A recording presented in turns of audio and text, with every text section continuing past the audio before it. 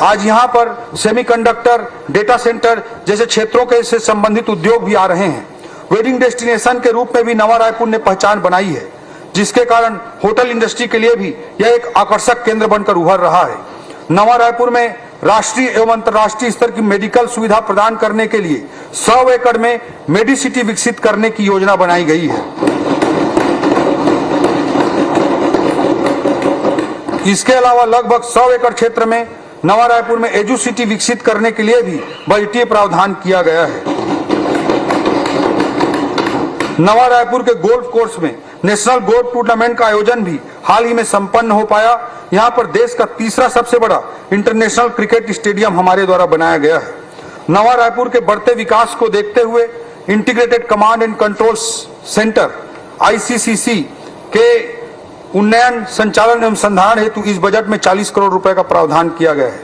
विकसित भारत का iconic destination निर्माण के लिए 20 करोड़ रुपए का इस बजट में प्रावधान किया गया है। नवा रायपुर में ई-बस सेवाओं के लिए 10 करोड़, सीवरेज ट्रीटमेंट प्लांट के लिए 20 करोड़, साइंस सिटी की स्थापना के लिए 37 करोड़ और नई लाइब्रेरी बनाने के लिए 20 करोड़ रुपए का प्रावधान किया गया है।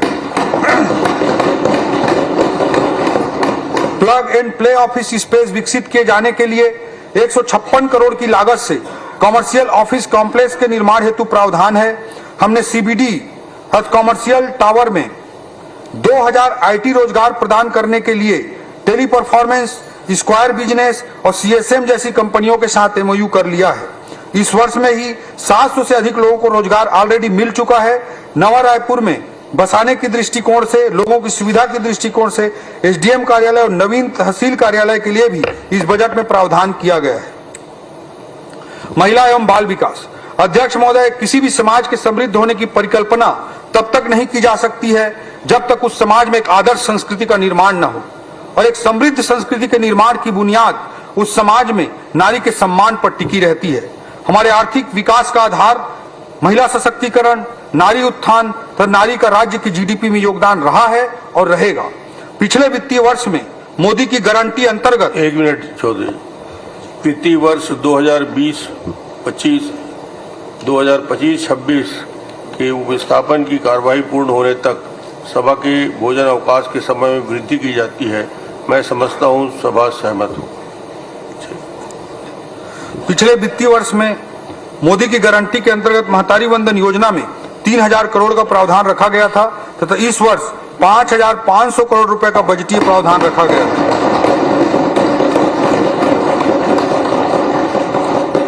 महतारी वंदन योजना ने हमारे छत्तीसगढ़ की माताओं बहनों को आत्मसम्मान और स्वाभिमान दिया है। लाखों बहनें आर्थिक रूप से अपने पैरों पर खड़ी हुई हैं। आर्थिक सशक्तिकरण से राजनीतिक और सामाजिक सशक्तिकरण के रास्ते खुले हैं। सबसे बड़ी बात, बहनों का परिवार के भीतर भी सम्मान बढ़ा है। सारंगढ़ के दानसरा गांव का मैं उदाहरण देना चाहूंगा अध्यक्ष महोदय, जहां बहनें महतारी वंदन योजना के पैसे से राम मंदिर का निर्माण कर रही हैं। इस तरह के उदाहरण हमें असीम ऊर्जा से भर देते हैं। अध्यक्ष महोदय, पूर्ववर्ती सरकार ने रेडी टू ईट पोषाहार का काम हमारी माताओं बहनों से छीनकर कुछ ठेकेदारों के हवाले कर दिया था। माननीय मुख्यमंत्री विष्णुदेव साय जी के नेतृत्व में हमारी सरकार ने इस अन्याय को ठीक करते हुए पुनः इस कार्य को महिला स्व सहायता समूहों को देना प्रारंभ कर दिया है।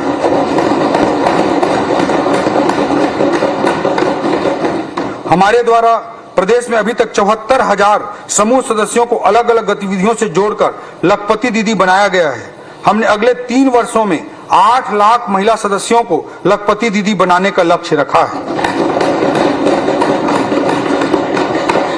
कामकाजी महिलाओं को बेहतर आवासीय सुविधा प्रदान करने के लिए 7 वर्किंग वुमन हॉस्टल निर्माण हेतु 79 करोड़ का प्रावधान इस बजट में किया गया है।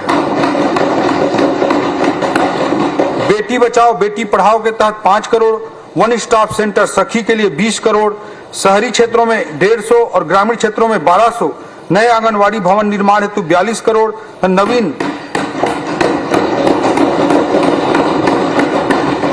नवीन 7 परियोजना कार्यालय निर्माण के लिए 3 करोड़ 16 लाख रुपए का बजटीय प्रावधान किया गया है। समाज कल्याण अध्यक्ष महोदय, हमने समाज में सभी वर्ग के लोगों के गरिमामय जीवन को सुनिश्चित करने के लिए अनेक बजटीय प्रावधान किए हैं। राष्ट्रीय वृद्धावस्था पेंशन के लिए 200 करोड़, सुखद सारा योजना के लिए 125 करोड़, वरिष्ठ नागरिक सहायता योजना के लिए 4 करोड़।